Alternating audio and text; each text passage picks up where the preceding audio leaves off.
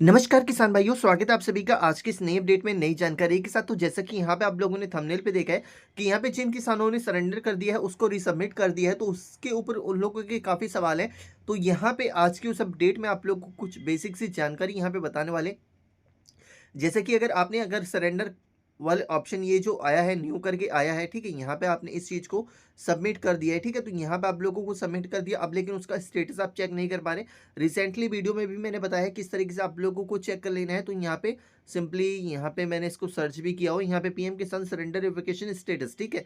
अब यहाँ पे इस तरीके से आप लोगों के सामने ओपन होके आ जाता है। अब यहाँ पे इस पे क्लिक करेंगे, यहाँ पे रजिस्ट्रेशन नंबर, आधार नंबर वगैरह आप लोग डाल के कैप्चा कोड डालेंगे, गेट ओटीपी पे क्लिक करेंगे तो ओटीपी आ जाएगा। ओटीपी की समस्या भी हो सकती है आप लोगों को, तो थोड़ा यहाँ पे टाइम भी आप लोगों को देना पड़ सकता है, ठीक है, क्योंकि वेबसाइट का कुछ इशू है।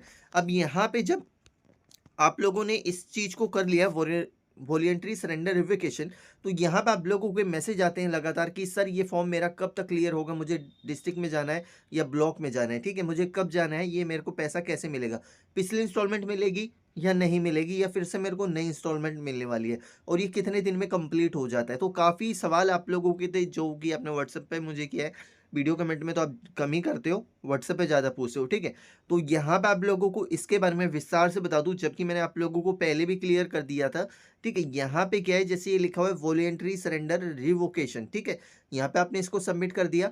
अब यहाँ पे जब आप सबमिट कर दिए हो तो यहाँ पे ये फॉर्म दो अधिकारियों के पास जाता है। पहले डीएनओ के पास जाएगा, डिस्ट्रिक्ट नोडल ऑफिसर, उसके बाद एसएनओ के पास जाएगा, स्टेट नोडल ऑफिसर, ठीक है, तब जाके ये फॉर्म क्लियर होते हैं आप लोगों के।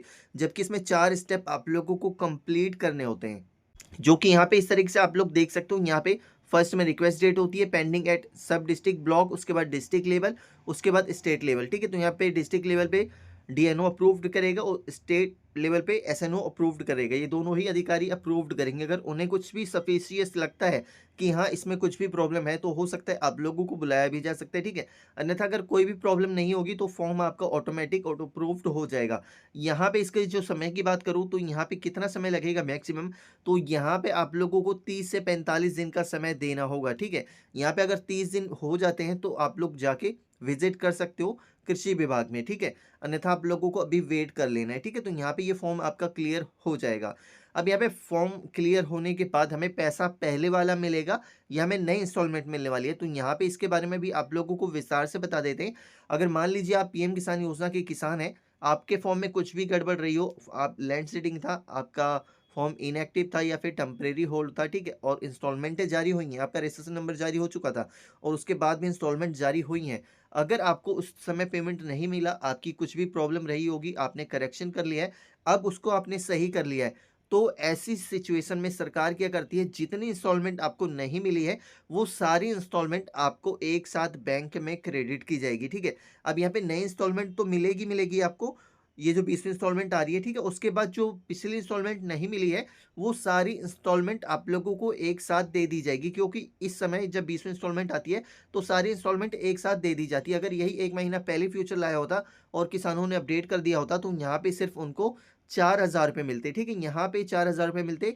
लेकिन इस टाइम किसानों के पास बहुत ही बढ़िया ऑप्शन है, वो चीज़ कर लेते हैं, तो उन्हें जितना भी रुका हुआ पैसा है पीएम किसान योजना का, उन लोगों को ये पैसा मिल जाएगा। और शर्त एक और भी है, आपकी फार्मर आईडी ज़रूर क्रिएट करिए और लिस्ट में भी आप लोग ज़रूर नाम चेक करिए कि आपका लिस्ट के अंदर नाम मौजूद है या नहीं है, क्योंकि काफ़ी प्रॉब्लमें देखी गई हैं। अगर हम पीएम किसान के स्टेटस पे देखते हैं तो वो चीज़ हमें येस दिखाई देती है, और अगर वही चीज़ हम पीडीएफ में देखते हैं तो वही चीज़ हमें नो दिखाई देती है।